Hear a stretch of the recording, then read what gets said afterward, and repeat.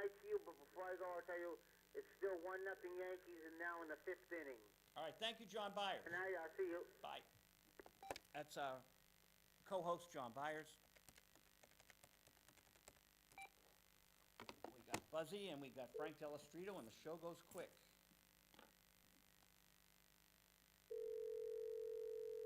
A Conspiracy of Friends, Alexander McCall Smith. And the main character, I guess, is Hello, Cam. Hello, Buzzy. I've been dialing you, and the number was busy. Yeah, I know, because I went to my other guest when you weren't there. How are you? Yeah. Hey, what was the demo that got the deal for the original Phillips album? How'd you get signed to Phillips? Well, the demo that got the deal, I was playing in New York City at a place called Cafe A Go-Go, working as a solo after the band The Seventh Sons broke up. And I was working 6 nights a week, and oh my God, the people I opened for, B.B. King, on and on. So a guy named Lou Reisner, who wound up in the end producing the first record in London, was over in jetting back and forth and in New York City looking for acts to produce. And he was working with Mercury Records, who was partnered with Philips Records at the time. Philips was distributed by Mercury in the States here. And I made a demo for them. Lou took me to the studio and I made a demo. And the heads of Mercury and Philips flipped out and really wanted me. And it was right at that point I had a lot of different choices, and Mercury was the smallest company among them. And I figured if it's that easy to get interest, I'm going to try a few more companies. Then I got the job to go on tour opening for Mitch Ryder in the Detroit Wheels. And when we got to London, there was 22 cities we were going to play, and we rehearsed and went over, and we got to London, and boom, there was no work permits. And so somehow the agency had neglected to get work permits for 13 people. Unbelievable. And they said, you can come into the country and you can play music, but you can't get paid. So I decided to hang around for a couple of weeks and ran into Lou Reisner and said, what the hey? He had a band from Swansea, Wales called Eyes of Blue. And you've heard the record show, you know the rest. They could have been Pink Floyd. They were so good. You've had amazing Ready backing for bands. that, for the long... The new style was songs over 3 minutes. Before, the thing to do was to have a song under 3 minutes so you get played on AM radio. But the new FM radio, which nobody was interested in, hundreds of stations, thousands from coast to coast available, and it just wasn't being used. And then you know what happened with that show. 5'2", eyes of blue. Oh, hey, so what was the demo that got the deal for the Seventh Sons? Was it ESP Records? No. ESP was the very last thing we did, and the thing released on ESP, we were playing at Frank's brother's birthday party in Baltimore, and we had just bought our own little used Ampeg, 201, 401. And Frank what did Frank play? Frank the flute. Okay. The flute player, yes. Thanks for asking. And we wanted to see if the recorder worked, and we only had one reel of tape and one mic, so we couldn't record in stereo, but we plugged into one side, and we recorded as we warmed up on the little makeshift stage in the living room before the people got there. and we were tuning up to do the actual show, and that's what ESP Disc wanted to release. It was rather impressive, and certainly avant-garde, which is ESP Disc's specialties, of course, having odd, wonderful acts. Sure. Hey, what was the label? So that didn't answer the question. What was the label the Seven Sons were signed to? We had our own studio produced thing, and we did it on our own with our own money, and we were asking an absorbent amount. How much were we asking, Joe? Guess. 30 grand. $2,000 they had to give us to release our album that we produced all on our own. And he said, well, I'll give you $500 and you let me release the party at Frank's, 4 a.m. at Frank's it was called originally. And so it was probably because of that studio that nobody's ever heard yet that got us the interest from ESP. A lot of other companies were considering putting it out at the time, but that group disbanded. Now, what was the first record you had out? The very first, by me? No, by the Seventh Sons. Pardon? The Seventh Sons' first album. Never released. Oh. It was the whole thing. We had quite a following in New York City, but we got into trouble that broke the band up before anything was released. But later this year, now just years and years later, so 50 years later, the phone rings and it's Serge Katz's little baby girl, Dina. I remember the day she was born. There was a home birth, a real hippie home birth at home in the loft that the whole band lived in, right?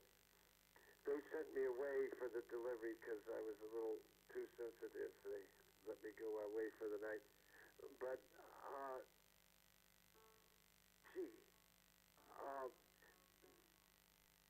baby Dina is all grown up now, was a producer for PBS, and called me and said that in going through her dad's stuff, she had found 13 reel-to-reel tapes, all the missing, not quite all, but many of the missing Seventh Sons, things that had never come out. So we're going to be able to put them out starting near the end of summer this year. We're very, very excited about it. Oh, you have them already?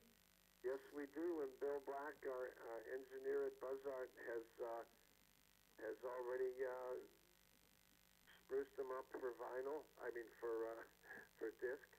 No, I'm a little confused. I thought there were 2 albums of the Seventh Sons. And many of the songs that I went on to record with bands in my career in the early days were first done by the Seventh Sons, and it's a great chance for the people who loved those records get to hear